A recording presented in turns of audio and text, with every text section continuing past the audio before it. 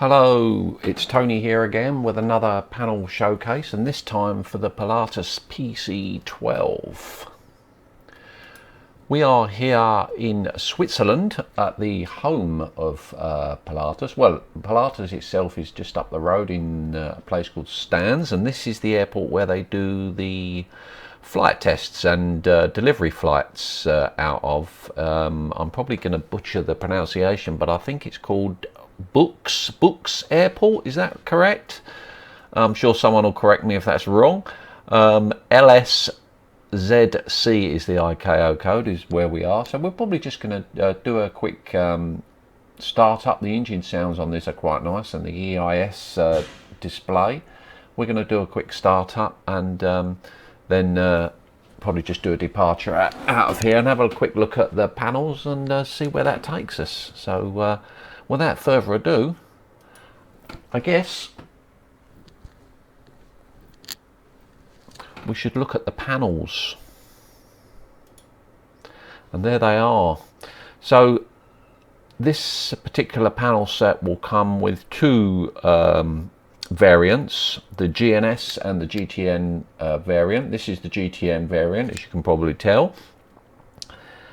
The GNS one is very similar. It's only the left hand side panel is exactly the same. The right hand side panel obviously just swaps out the GTN 750 and 650 that you can see here for the GNS 530 and 430. So you have to actually install the version that you want to fly for the PC12. You can obviously change it. There is a little helper file that enables you to flick between the two, but it's not as easy as just flicking a switch or making a selection on a tablet or even choosing a livery. You have to go a little bit more, so it's kind of like making your choice about what one you want to fly. I prefer the GTN generally over the GNS if I'm given a choice, but they're both nice units either way, and so this panel set will cater for both. So as you can see, we're in the GTN variant today. The left side panel, predominantly the PFD and the MFD in the center there, and the quite large EIS unit, the engine information system, on the right hand side of that left side panel, and then just the usual flight instruments you'd expect to see, a few switches, annunciations, the autopilot controller, the altitude selector, and an ADF unit up there as well. And on the right side panel, it's whatever your radio choice is, your GTN or your GNS, and then you've got an annunciator panel. There's a couple of control panels for the EFIS system, landing gear lever, and some pressurization stuff, and trim and OAT indicator and whatnot. But we'll get into the details a little bit more. Let's just have a quick overview here, and I guess what we'll do is we'll get some power on. So I guess it's fair to say that on the left side panel, pretty much it is what you see there. There is one little pop-up, which is the compass, the usual compass that you see. But on the right side panel, we've got a couple of quite large-ish pop-ups, and the first one on the far right hand side there is what would be in the pedestal area. So I guess if you had a pedestal monitor like I have, you can have those mounted on the pedestal monitor. I've not got them there today for the purposes of this, because pretty much the ESA panel sets are going to be across two monitors, because that's the most common, what most people have. And of course you're free to untick the make that a pop-out instrument tick box, and that will just keep that permanently on another monitor if you wanted to place that on another monitor. So my eventual plan will be to have that on my pedestal monitor. And if you have a overhead monitor, which again it's something that I plan to do, I haven't got one at the moment, or haven't got one mounted at least, you could put this second one on there. And the second one is the main overhead panel, the main overhead electrical panel that's in the PC12.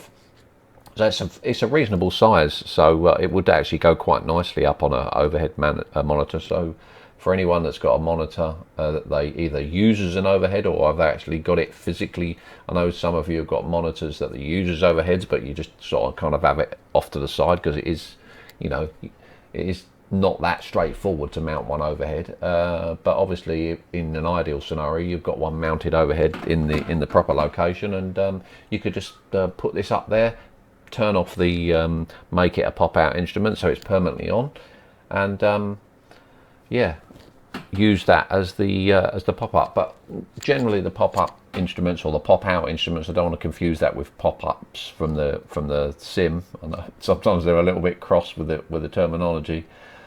They're normally the infrequently used items. I wouldn't put something that was needed all the time on a pop-up instrument, because obviously you'd be popping it up and turning it off, popping it up, turning it off all the time, because you needed to use it quite a lot. But they tend to be like start up and shut down type things, like fuel selectors and things like that, that you may or may not need to access all the time. Sometimes it's easier than not. Ideally you'd have none at all and get them on, and for some aircraft you can do that, but for others you can't, because you know, they're based on a bigger aircraft in the real world, and the amount of equipment that they've got just means that you can't physically fit it all on. I've got a couple of 24-inch touchscreens, as I've probably said several times already, and even I struggle to get them to fit on to the two monitors, which is kind of one reason why I've got a pedestal and an overhead. I know not everybody's got the room for that, or the desire to have that, and that's why they're on those pop-out ones, or the infrequently used items are on those pop-out ones. Anyway, enough rambling. Let's get some power on this baby, get the batteries on. We can turn the generators on. We've got our beacon light on already. I left that on. Put the seatbelt light on. I will have to put the probes on in a minute, because it will warn me about that. Okay, so we've got our beacon on, so we can just do a quick let's just do a quick lamp test, just so you can see that working. There's all the lamps, the warning and cautions on the left side, and the little airspeed warning in the flap indicator there, and the warning and caution system. Why are the annunciators? I thought the annunciators came on that left side. Is there something I'm not doing? Oh, have I not got there we go. One of the other buses on. There we go. So there's the annunciators on the left side on as well, and then all the annunciators on the main caution and warning panel are lit as well. We can turn that lamp test off. We'll leave our overhead panel on for the moment. We've got our beacon on. So, clear prop. She's not going to move out of the way by the looks of it. The AI on these people on the ground in the Microsoft Flight Sim, they're always in and around the prop, aren't they?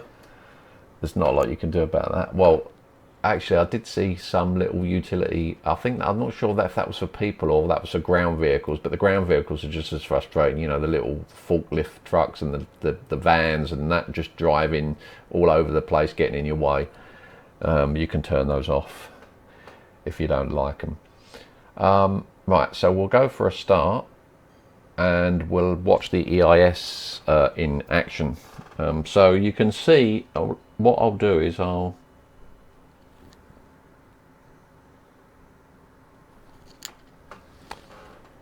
for some reason, not sure why,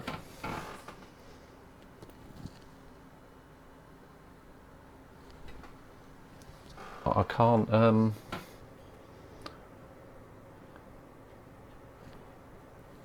apologies for this, my my usual controls are not working for some reason. Okay, so there we go. So we'll keep the left side on, and we'll just kind of, actually no we won't, because I want to just see the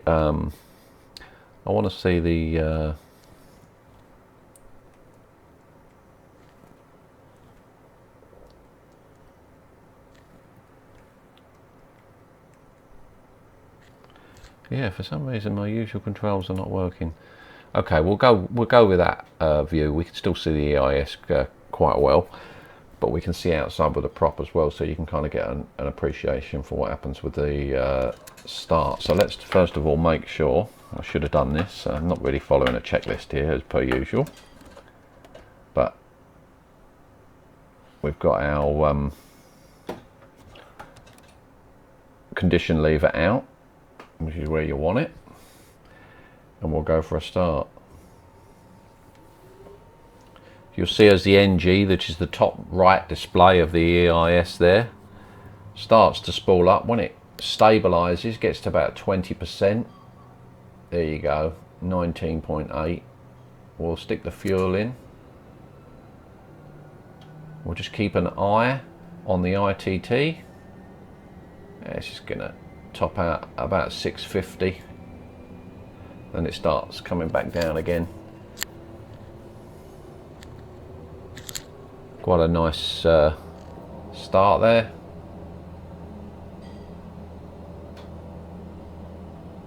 And now of course we can bring some of these other systems on.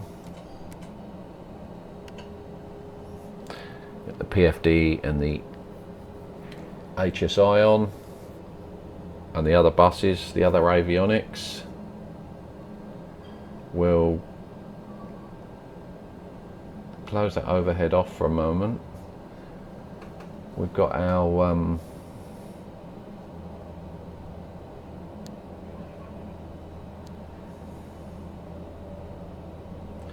so I think I've got the, yeah, this is the PMS I've got loaded at the moment.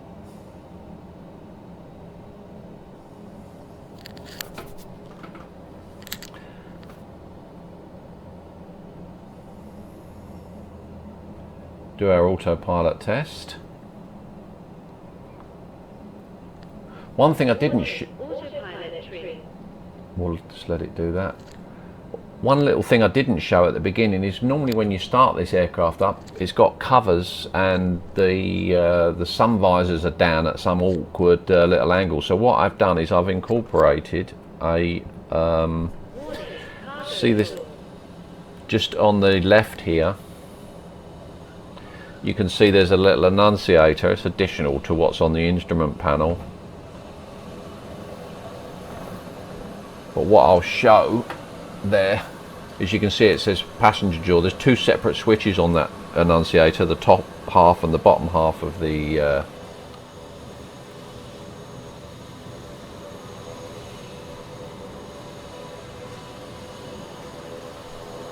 there we go. So you can see the passenger door can be open and closed with that button, and the main cargo door.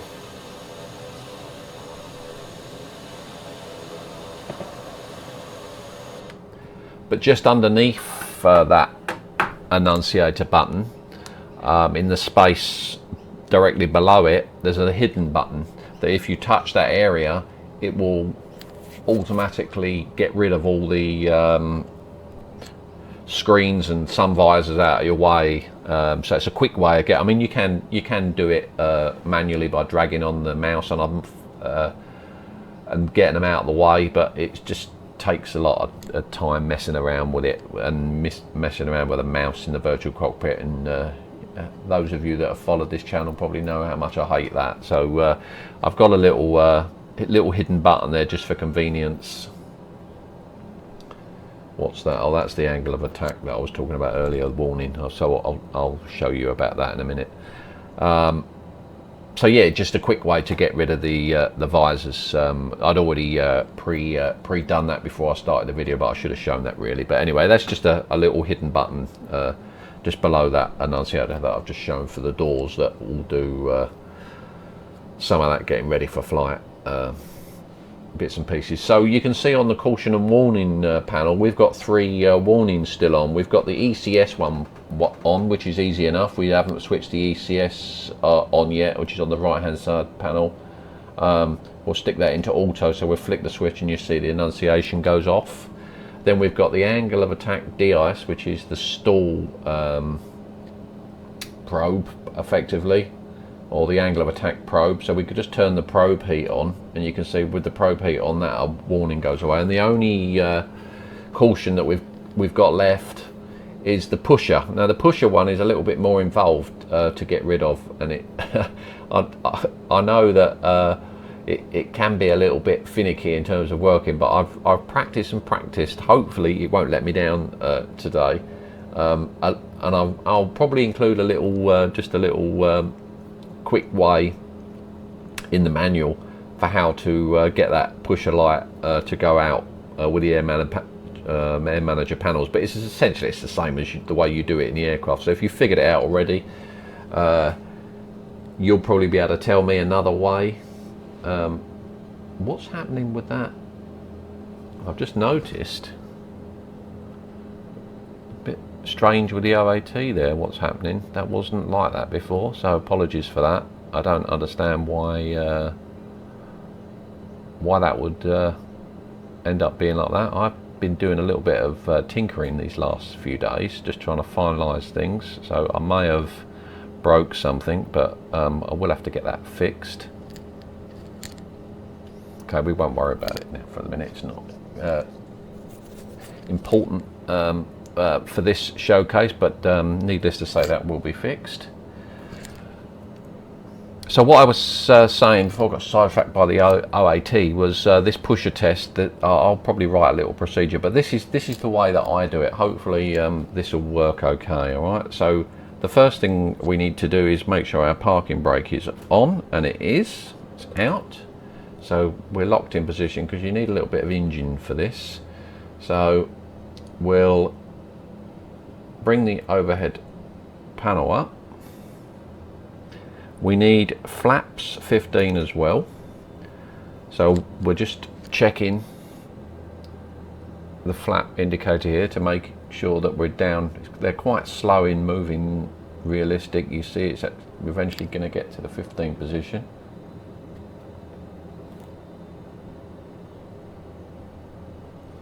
Okay, looks like we're there. Oops, apologies. And then we're going to push this pusher test here button on the overhead panel. So we'll push the pusher test button. Sorry, before we do that, we're going to make sure that the pusher test interrupt is not activated. So that's just on the left hand side panel down towards the bottom here.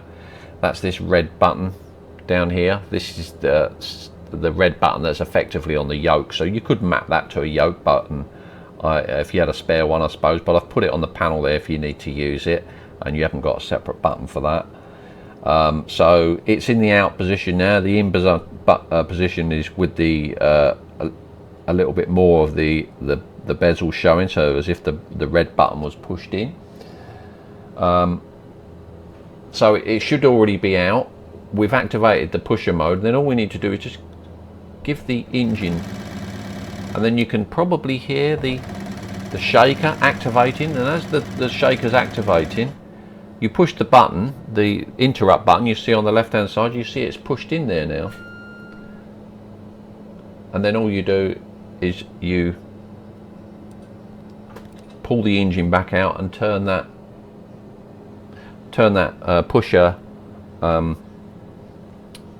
interrupt off again, and the annunciator should be off, and it is. You see, so when that interrupt is on, the annunciator will be on to warn you that you've got the pusher turned off, because that's what you're effectively doing with that interrupt button there. So at the end of the test, you have to remember to turn it off, and then when you turn it off, the pusher annunciation should be off as it is now. So I think we're pretty much ready to get out of here. So what we'll do is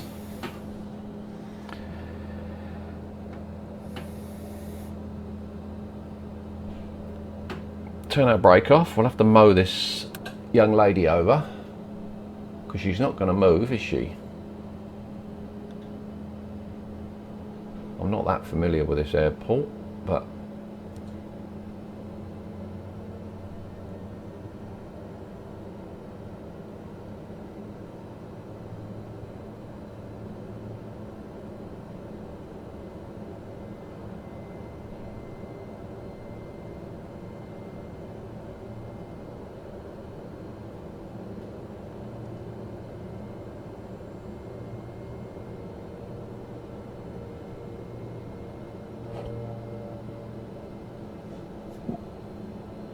That looks like that's the runway over there. So how do we get over there? Is it back round this way?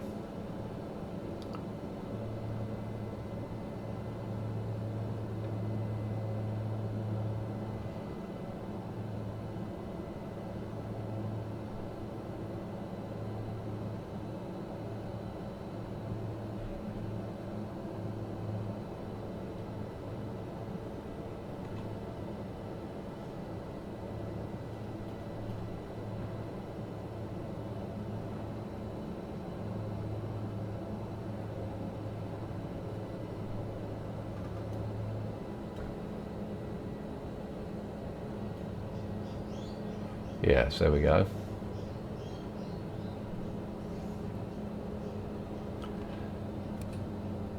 So just while we're taxiing down to the runway here, what we've got here in terms of pop outs is we're using 3 pop outs at the moment. The plan eventually is only to use 2, but I've had to make the altitude pre-selector a pop out for the moment because they're just not exposing the data that we need. This is exactly what I was talking about, these vehicles.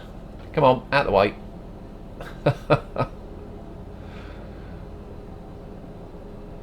They're just not exposing the data for the to enable the display of the altitude pre-selector. The control of the knobs and the buttons and stuffing is all fine, but the display portion, I just can't get the data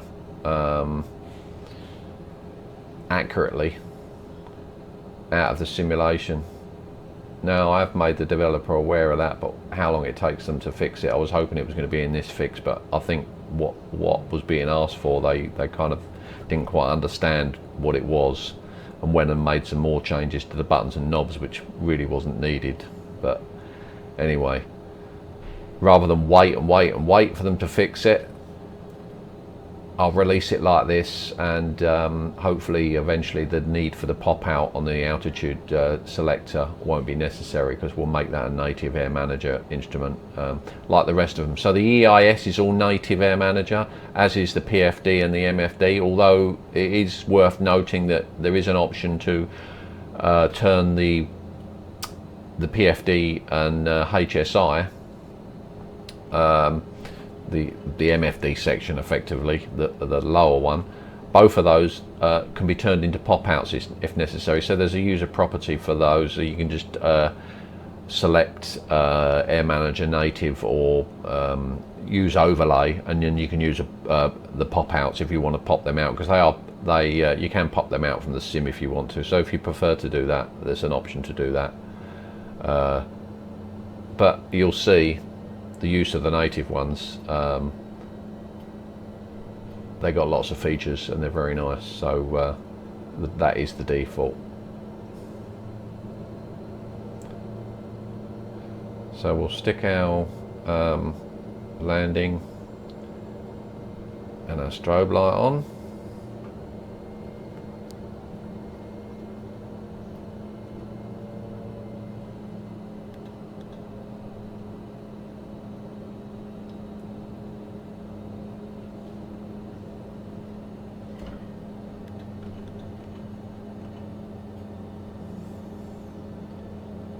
Give ourselves full beans on the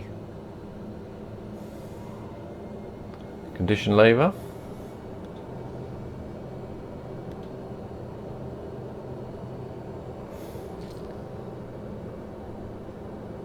I'll just put the brake on for a moment while I activate another feature that I forgot to turn on.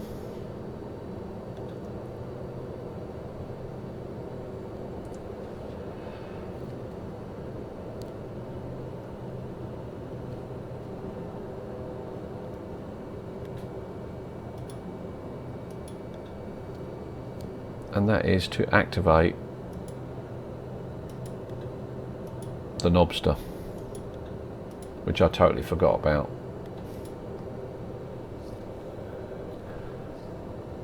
Hopefully we're okay now. There we go. Right, so let's just get that.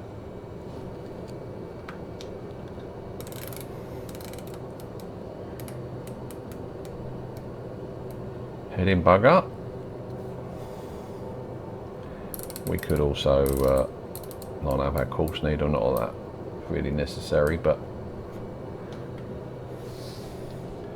okay. We look like we're okay. Let's get out of here.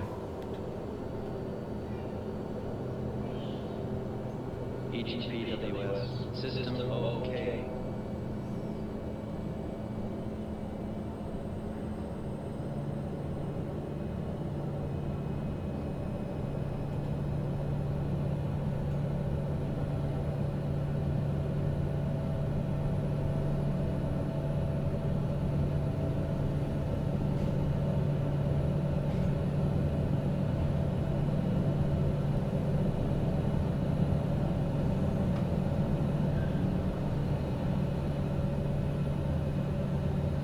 Positive rate. Gear up.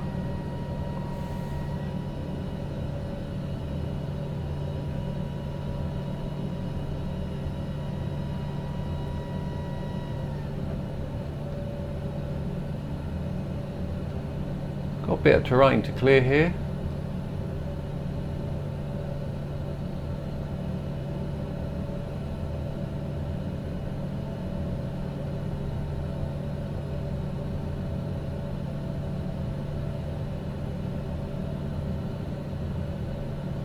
I've seen a few videos of them flying out over the water, so I don't know what direction they normally take off in here.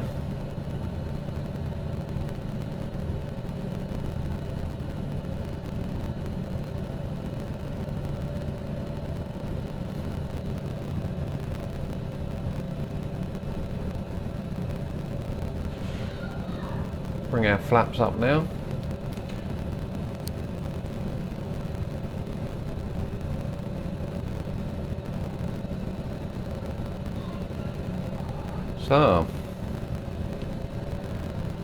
So there we have it. They're the PC 12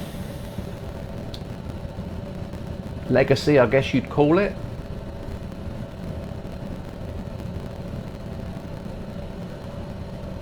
They're manager panels.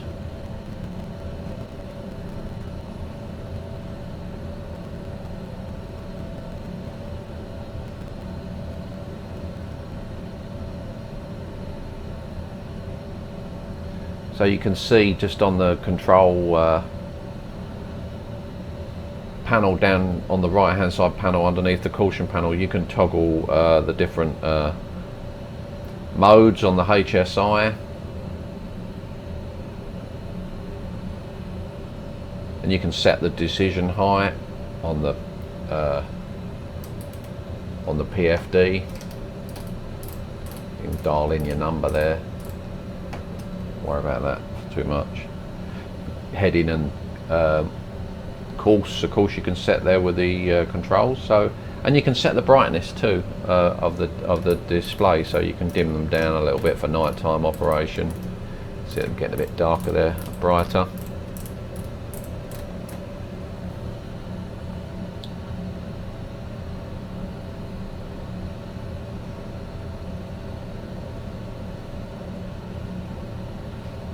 And of course, we've got some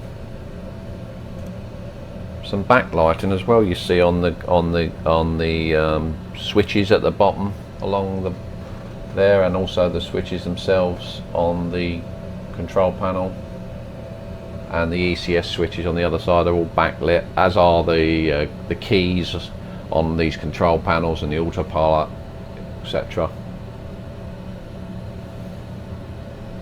So if you're flying at night, you can control the illumination as well.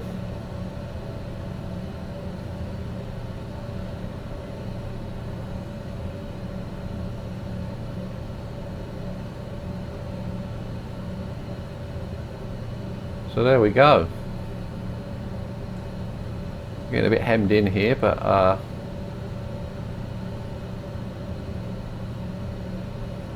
see if we can clear over the top of that. We should be okay.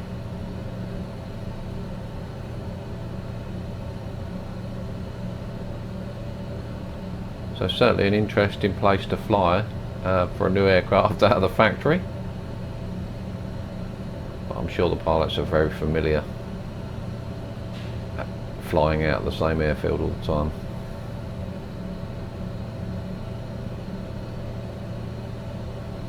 So definitely now I've got these panel sets kind of finished, we'll be flying the PC-12 a lot more. It's really nice to fly with these instruments now, and it makes the update, this latest update for the PC-12, notwithstanding the problems with the altitude selector, they've done a really nice job on the simulation, and it's a really nice aircraft. So needless to say, that's going to be getting some attention from me and the flying, and I'm sure those of you that pick it up will also be doing the same. So there we go. That is the Pilatus PC-12 panel set. Shortly to be followed probably by the King Air. The King Air one is almost pretty much as complete as this one. I've just got to check one more thing on that one, and obviously I've got to fix the OAT on this one as well. But the King Air one should be following on fairly soon after this one. So thanks for watching. Hope you enjoyed the panels. See you again soon in another video. Thanks again. Bye.